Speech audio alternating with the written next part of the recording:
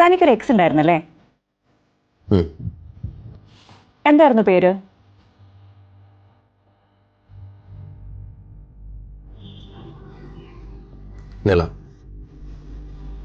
നിള ജോസ്പിൻ.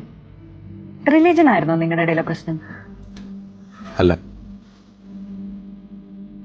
പിന്നെന്തു പറ്റി? ആദ്യമൊക്കെ ഓക്കെ ആയിരുന്നു. കുറച്ച് കഴിഞ്ഞപ്പോൾ അവൾക്ക് ഞാനൊരു ബുദ്ധിമുട്ടായി തുടങ്ങി. അതൊക്കെ അങ്ങനെയാടോ. നമ്മുടെ വില ആൾക്കാർ മനസ്സിലാക്കി വരാൻ കുറച്ച് സമയമെടുക്കും.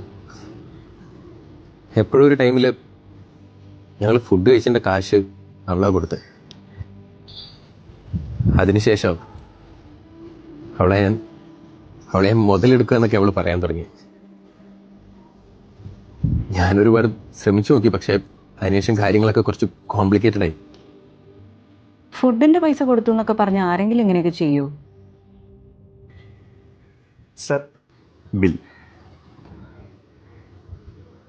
ഞാൻ കുറച്ച് ഇമോഷണൽ ആണെന്ന് കണ്ടുവിടറോ. ബില്ല് അവിടെ കൊടുക്കും.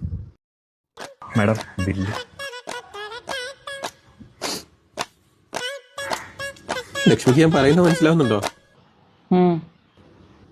അങ്ങനെയുള്ളൊരു സാഹചര്യത്തിലും എനിക്കെന്താ ചെയ്യേണ്ടതെന്ന് പോലും മനസ്സിലാവുന്നില്ലായിരുന്നു.